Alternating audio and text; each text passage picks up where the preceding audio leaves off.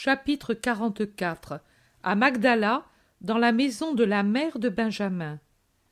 Le miracle est survenu depuis peu, car les apôtres en parlent, et des citadins le commentent aussi, montrant du doigt le maître qui s'en va, droit et sérieux, vers la périphérie de la ville, vers le quartier des pauvres. Il s'arrête près d'une maisonnette d'où sort en sautant un garçon suivi de sa mère. « Femme, me laisses-tu entrer dans ton jardin et y rester un peu, jusqu'à ce que le soleil soit moins ardent ?»« Entre, Seigneur, même dans la cuisine si tu veux, je t'apporterai de l'eau et de quoi te restaurer. »« Ne te fatigue pas, il me suffit de rester dans ce jardin tranquille. » Mais la femme veut lui offrir de l'eau mélangée à je ne sais quoi, et ensuite elle le tournique dans le jardin comme si elle voulait parler, mais elle n'ose pas. Elle s'occupe de ses légumes, mais c'est une feinte. En réalité, elle s'occupe du maître, et l'enfant l'ennuie quand il pousse des cris pour la capture d'un papillon ou d'un autre insecte, car cela l'empêche d'entendre ce que dit Jésus. Elle s'impatiente et donne une claque au garçon, qui crie plus fort. Jésus était en train de répondre aux zélotes qui lui avaient demandé « Crois-tu que Marie en soit émue ?» Il avait répondu « Plus qu'il ne semble. » Il se retourne et appelle à lui l'enfant qui accourt pour finir de pleurer sur ses genoux.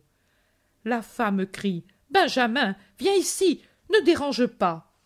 Mais Jésus dit « Laisse-le, laisse-le, il sera gentil et te laissera tranquille. » Puis à l'enfant « Ne pleure pas, la maman ne t'a pas fait mal, elle t'a seulement fait obéir, elle voulait seulement te faire obéir. Pourquoi criais-tu alors qu'elle voulait le silence?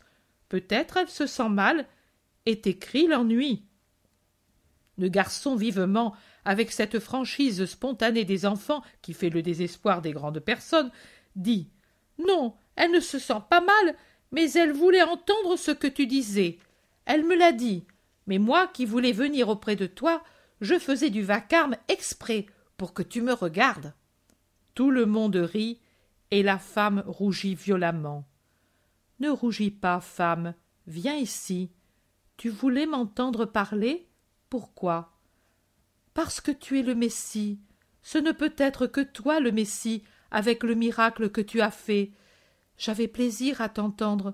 Je ne sors jamais de Magdala, car j'ai un mari difficile et 5 petits. Le plus petit a 4 mois. Et tu ne viens jamais ici. Je suis venue, et dans ta maison, tu le vois. C'est pour cela que je voulais t'entendre. Où est ton mari? En mer, Seigneur, s'il ne pêche pas, on ne mange pas. Je n'ai que ce petit jardin. Peut-il suffire pour 7 personnes? Et pourtant, Zachée le voudrait bien. Sois patiente, femme, tout le monde a sa croix. Oh non, les effrontées n'ont que le plaisir. Tu as vu leur travail? Elles s'amusent et font souffrir. Elles ne se fatiguent pas à élever des enfants et à travailler.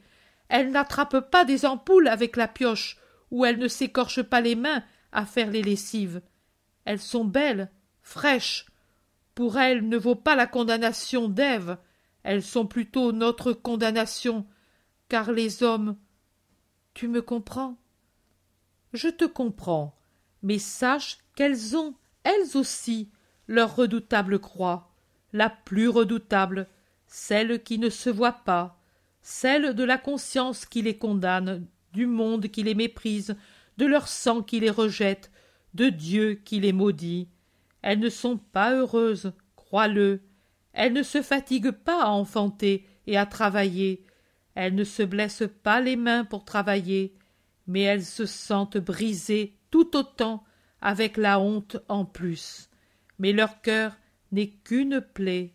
N'envie pas leur bonne mine, leur fraîcheur, leur apparente sérénité.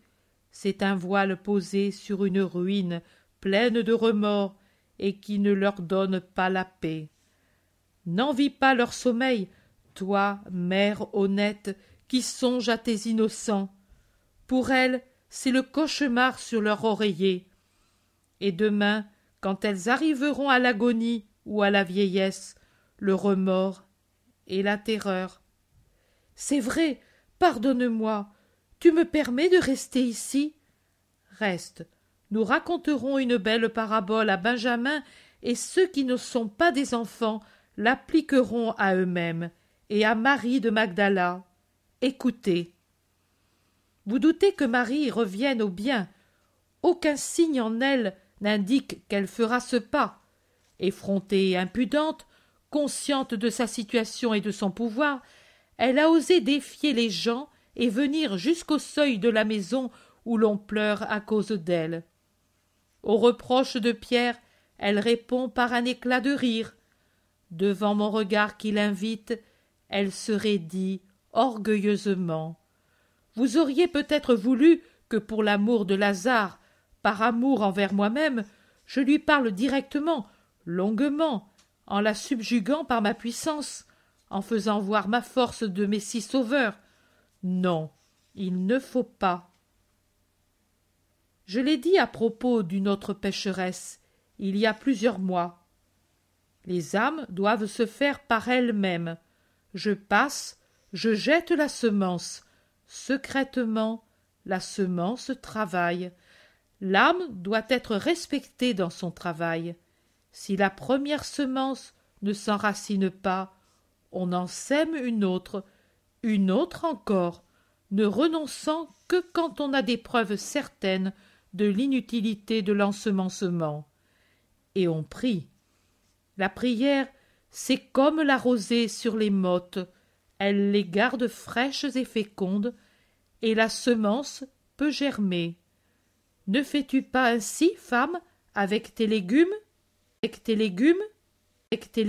Maintenant, écoutez la parabole du travail de Dieu dans les cœurs pour fonder son royaume, car chaque cœur est un petit royaume de Dieu sur la terre.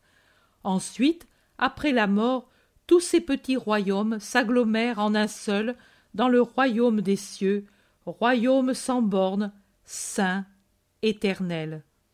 Le royaume de Dieu, dans les cœurs, est créé par le divin semeur. Il vient à son domaine. L'homme appartient à Dieu, car tout homme lui appartient dès son origine, et il y répand sa semence. Puis il s'en va vers d'autres domaines, vers d'autres cœurs. Les jours succèdent aux nuits, et les nuits aux jours. Les jours amènent le soleil et la pluie. Dans ce cas, le rayonnement de l'amour divin et l'effusion de la divine sagesse qui parle à l'esprit. Les nuits amènent les étoiles et le silence reposant. Dans notre cas, les rappels lumineux de Dieu et le silence pour l'esprit, afin de permettre à l'âme le recueillement et la méditation. La semence, dans cette succession d'imperceptibles influences providentielles et puissantes, se gonfle, s'ouvre, met des racines, les enfonce, pousse à l'extérieur les premières petites feuilles. Elle croît. Tout cela sans l'aide de l'homme. La terre produit spontanément l'herbe issue de la semence, puis l'herbe se fortifie et porte l'épi qui se lève, puis l'épi se dresse, se gonfle, se durcit, devient blond, dur, parfait dans la formation du grain. Quand il est mûr, le semeur revient et y met la faux, parce qu'est venu pour cette semence le moment du parfait achèvement. Il ne pourrait se développer davantage, et c'est le moment de le cueillir. Dans les cœurs, ma parole fait le même travail. Je parle des cœurs qui accueillent la semence, mais le travail est lent. Il faut éviter de tout abîmer par des interventions intempestives. Comme c'est dur pour la petite semence de s'ouvrir et d'enfoncer ses racines dans la terre. Pour le cœur dur et sauvage, ce travail est difficile aussi. Il doit s'ouvrir, se laisser fouiller, accueillir des nouveautés, peiner pour les nourrir, apparaître différent parce que recouvert de choses humbles et utiles, et non plus de l'attrayante, pompeuse, inutile et exubérante floraison qui le revêtait précédemment. Il doit se contenter de travailler humblement, sans attirer l'admiration, pour réaliser utilement l'idée divine. Il doit activer toutes ses capacités pour croître et former l'épi. Il doit se consumer d'amour pour devenir grain. Et quand, après avoir triomphé des respects humains tellement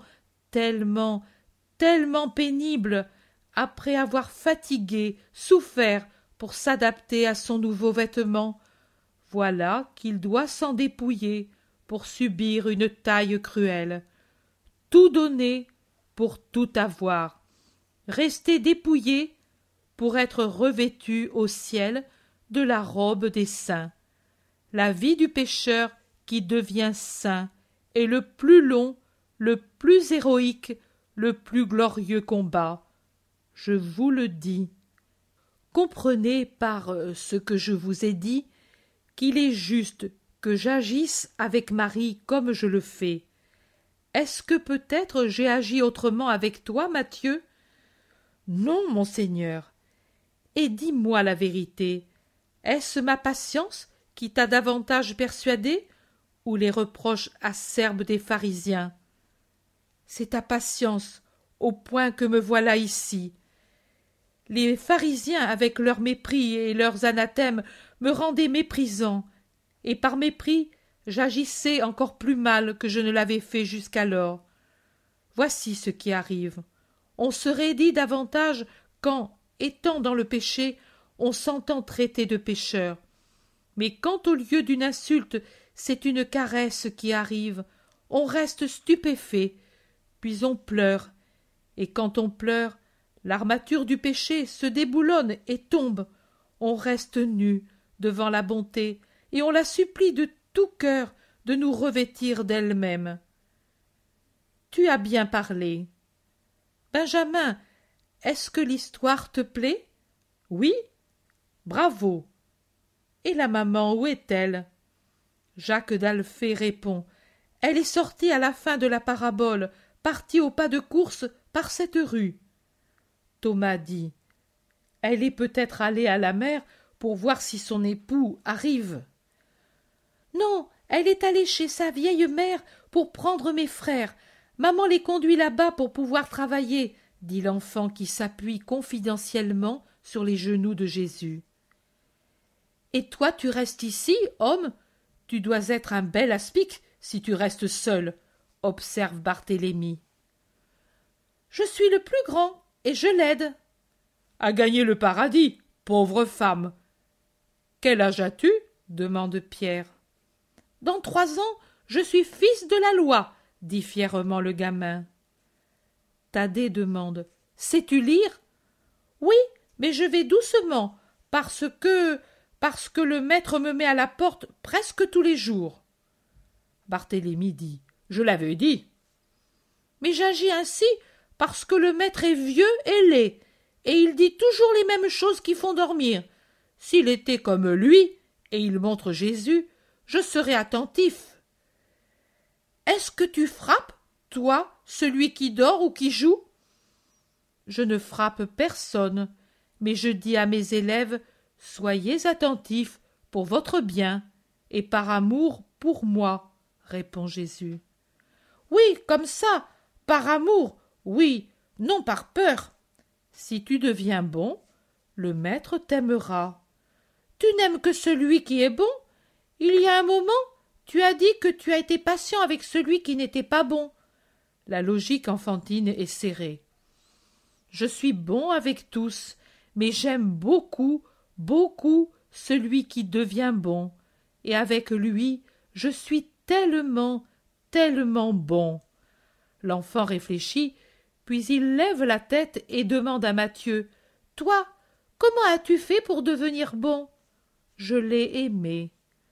L'enfant réfléchit encore, puis il regarde les 12 et dit à Jésus. Sont-ils tous bons, eux? Jésus dit. Certainement qu'ils le sont. En es-tu sûr? Parfois je suis sage, mais c'est quand je veux faire de plus grosses sottises. Tout le monde rit bruyamment. il rit aussi le petit homme en veine de franchise. Même Jésus rit aussi, et le serre sur son cœur, et lui donne un baiser, donne un baiser, donne un baiser. L'enfant, qui désormais est bien avec tout le monde, veut jouer et dit « Maintenant je vais te dire qui est bon !» Et il commence son choix. Il les observe tous, et il va directement vers Jean et André, qui sont voisins, et dit « Toi et toi, venez ici !» Puis il choisit les 2 Jacques et les unit aux 2 premiers. Puis il prend Thaddée. Il reste très pensif devant le Zélote et Barthélemy et dit « Vous êtes vieux, mais vous êtes bons !» Et il les unit aux autres. Il considère Pierre, qui subit l'examen en faisant des œillades comiques, et il le trouve bon. Matthieu aussi passe, et de même Philippe. À Thomas, il dit « Tu ris trop, moi je suis sérieux. Ne sais-tu pas que mon maître dit que celui qui rit toujours manque ensuite l'épreuve ?» Mais en somme, Thomas aussi passe avec une mauvaise note, mais il est reçu à l'examen. Puis l'enfant retourne vers Jésus.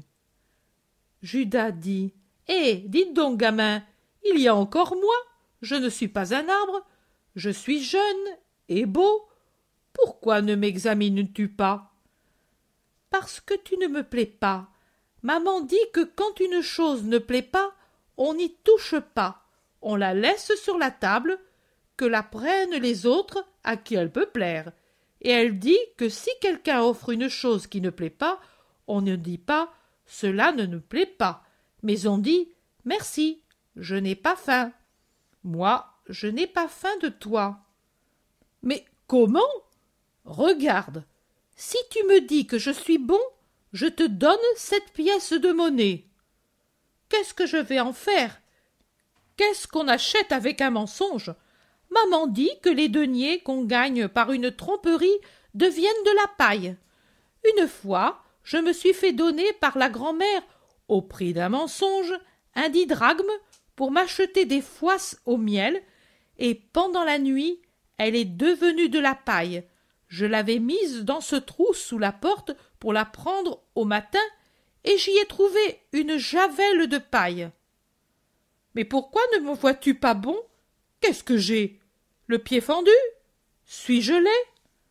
Non, mais tu me fais peur. Mais pourquoi ? Demande l'Iscariote en s'approchant de lui. Je ne sais pas, laisse-moi tranquille. Ne me touche pas ou je te griffe. Quel hérisson ! Il est fou ! Judas rit jaune. Je ne suis pas fou, c'est toi qui es méchant. Et il se réfugie sur le sein de Jésus qui le caresse sans parler. Les apôtres échangent des plaisanteries sur l'incident qui est peu reluisant pour l'Iscariote. Entre-temps, voilà que la femme revient avec une 12aine de personnes, et puis encore en voilà d'autres, et encore d'autres. Elles sont une 50aine environ, rien que des pauvres gens. La femme, d'un ton suppliant, dit « Tu vas leur parler, au moins un petit peu. Celle-ci, c'est la mère de mon mari, et voilà mes enfants. Cet homme-là est mon mari. Une parole, Seigneur, pour te remercier de ton hospitalité.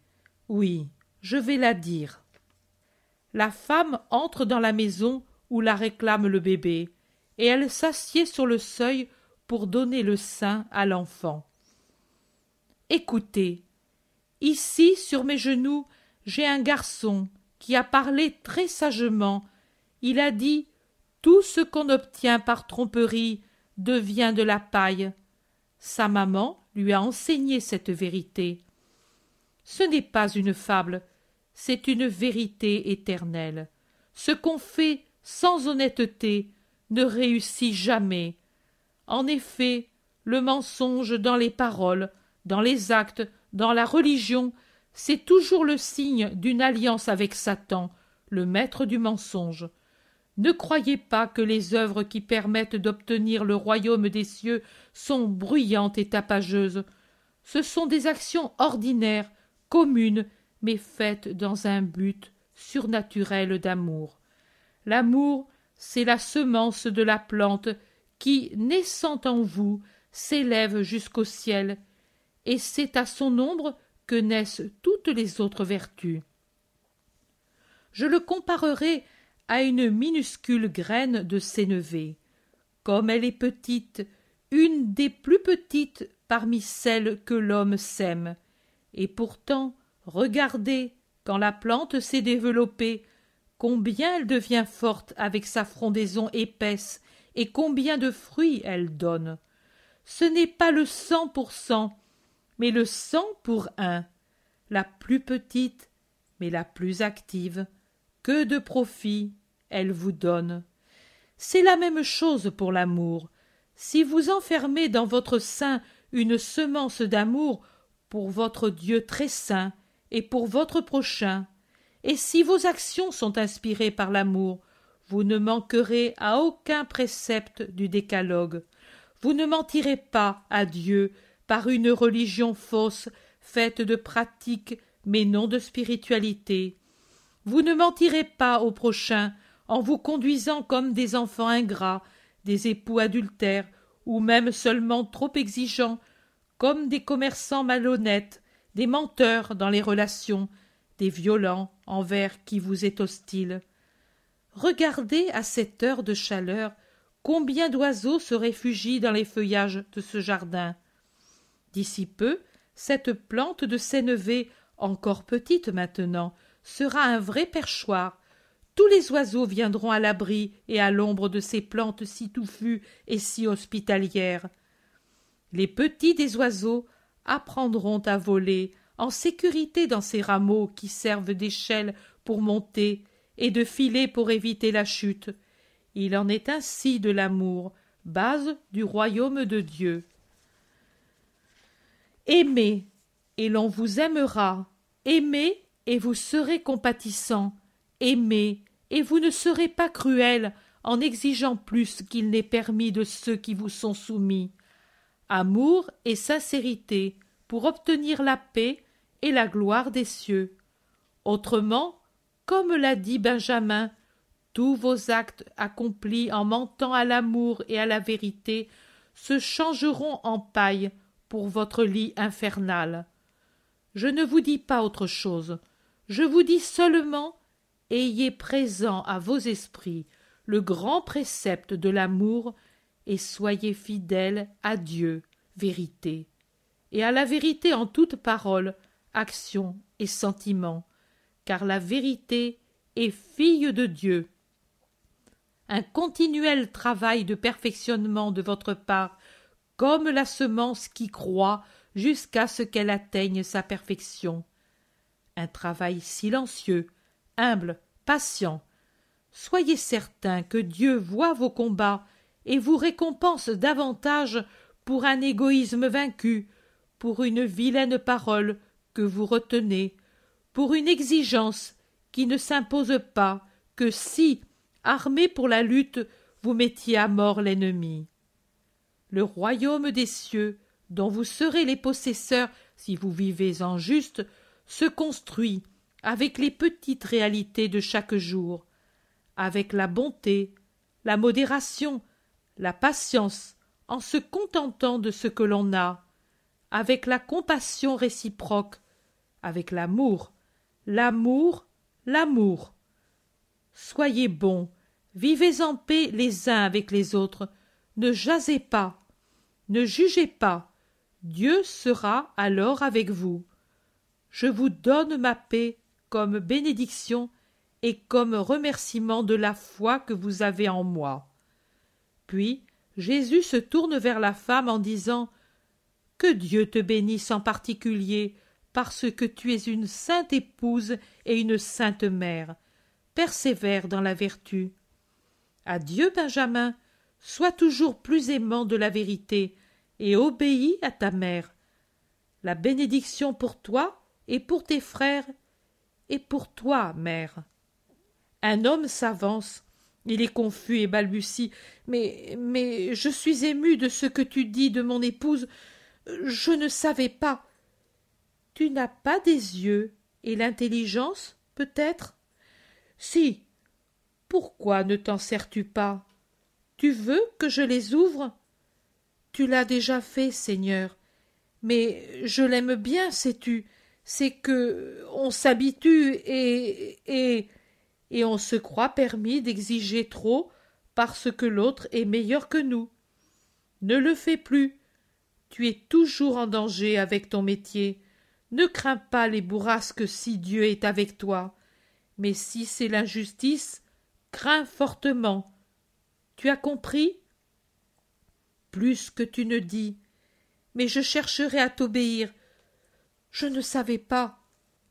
Et il regarde sa femme comme s'il la voyait pour la première fois.